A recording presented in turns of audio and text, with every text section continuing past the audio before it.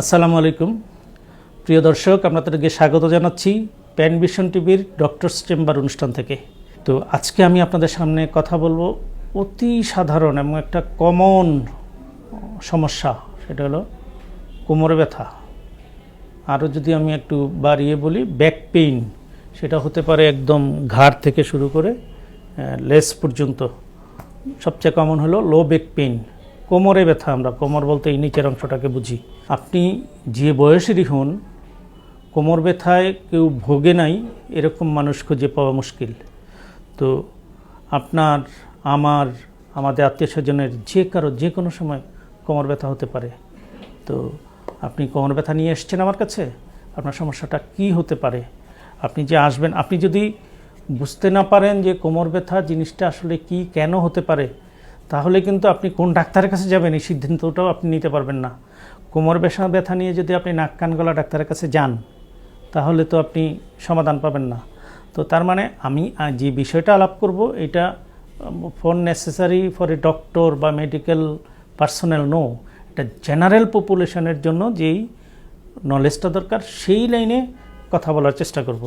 আপনি যদি আপনার সমস্যা এবং এই সমস্যা কোথায় গেলে, কোন ডক্টরের কাছে গেলে সমাধান পাবেন, সেই জেনারেল আইডিয়াটুকু আপনার আমার থাকতে হবে।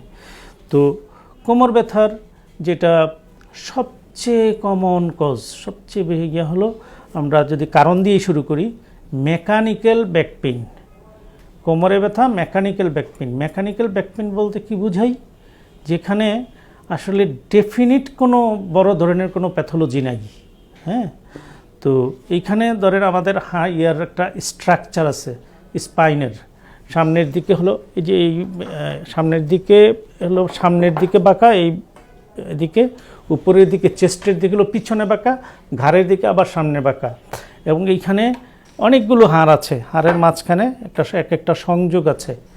তো আমাদের মানে ব্যাড ব্যাক পোশ্চার, এই কারণে মেকানিক্যাল ব্যাক পেইনটা বেশি হয়ে থাকে। ব্যাড ব্যাক পোশ্চার কী কারণে হতে পারে? এক হলো আপনার যদি কোনো ওয়ার্ক অ্যাক্টিভিটিস জনিত সমস্যা, তারপরে আপনি দীর্ঘক্ষণ দাঁড়িয়ে কাজ করে, এক পায়ে দাঁড়িয়ে থাকে, অথবা চেয়ারে, রিভলভিং চেয়ারে বা সেভাবে বসে থাকে, তাহলে তার এই সমস্যা হবে।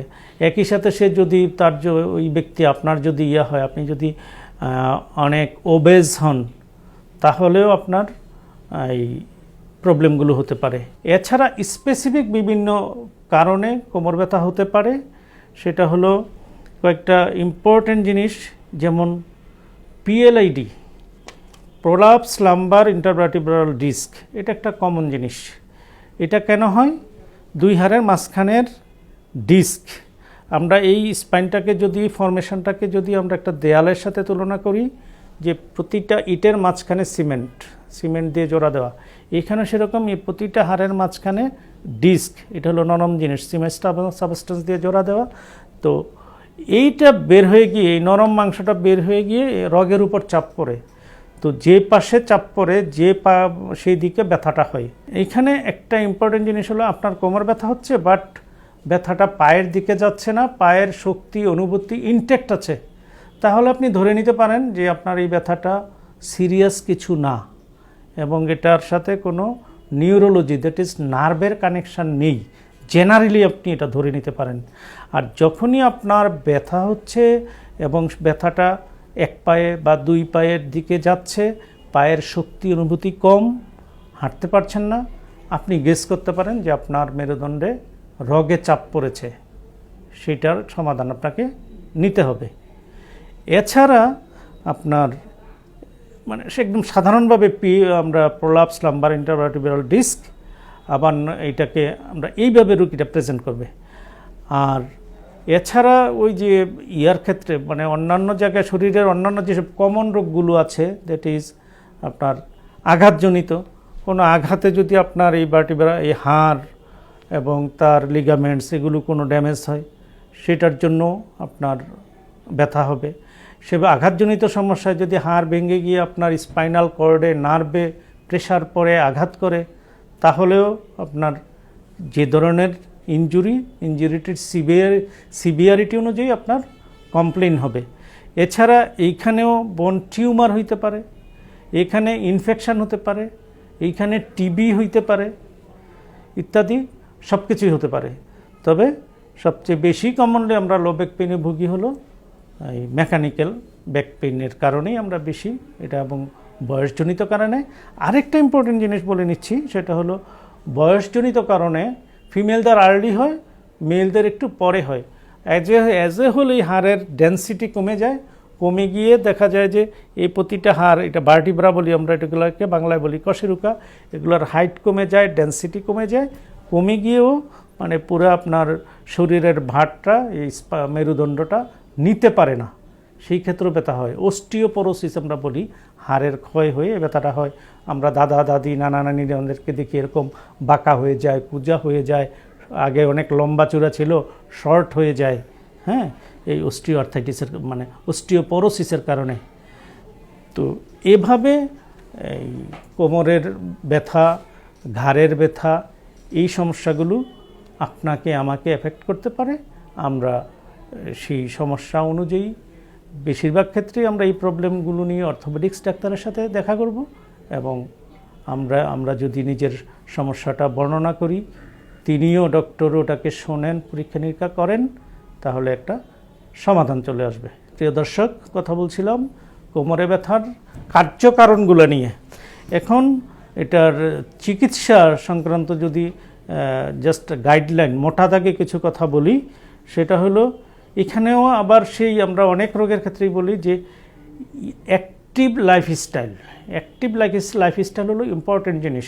আপনার বডিটা ফিট থাকতে হবে, ওবেজ হওয়া যাবে না। এবং অ্যাক্টিভ লাইফস্টাইল হলে আপনার এই যে আমাদের শরীরের যে ভার, ওজনটা শুধু কিন্তু হাড় বহন করে না, মাংসপেশিও বহন করে। যে ধরেন একজন ভালো বডি বিল্ডার, তার পেটের মাংসও দেখবেন যে কোমরের মতো শক্ত। তখন কি হচ্ছে, তার পুরো বডিটা একটা ব্যারেলের মতো, সামনে পিছনে ডানে বামে পুরো অংশটা ওয়েট বিয়ার করছে।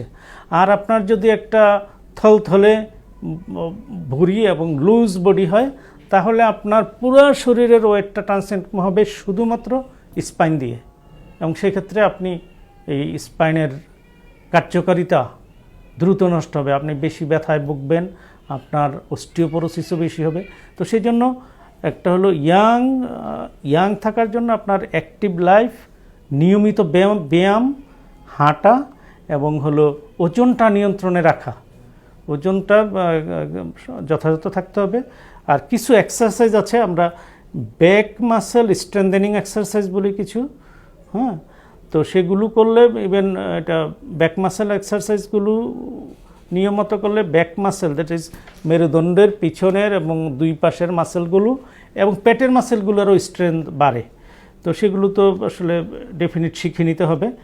আর ব্যায়ামের রাজা হলো আপনার একটু হাঁটা, দৌড়ানো, তারপরে সুইমিং তো একটা গুড এক্সারসাইজ, বাট ফিজিবল যেটা এই আমাদের নগর জীবনে বা ইভেন এখন রুরাল লাইফেও আপনাকে ব্যায়ামের কথা, সুইমিংয়ের কথা বললে আপনি করতে পারবেন না, বাট আপনি খুব ইজিলি একটু হাঁটতে পারবেন। এবং হাঁটাটা যদি একান্ত না, যদি বাইরে না যেতে পারেন, ঘরে হইলেও হাঁটতে পারবেন। আর এই হাঁটাটা হলো না, আইডিয়াল হলো যে একটু দ্রুত হাঁটা, একটু ঘাম জড়িয়ে হাঁটা। আর যদি একটু জগিং, দৌড়াদৌড়ি করতে পারেন, এবং এটা যদি নিয়মিত হয়, একদিন করলেন 1 মিনিট আর 15 দিন কোনো খবর নাই, তাহলে কিন্তু হবে না প্রিয় দর্শক। সেই জন্য মানে আমি যদি নিয়ম মেনটেন করে প্রতিদিন অল্প অল্প করি এবং এটা রেগুলারিটিটা মেনটেন করি, তাহলে আমি দিন শেষে, মাস শেষে, বছর শেষে বেনিফিশিয়াল হব। আর্লি রাইজার, সকালে ঘুম থেকে উঠতে হবে, ফজর পড়ে হাঁটতে হবে, ঘুমানো যাবে না। আর ওদিকে আর্লি ঘুমিয়ে পড়তে হবে, এবং নিয়মিত আপনাকে ফজরের পর সকালের নির্মল বাতাস গায়ে লাগাতে হবে, হাঁটতে হবে।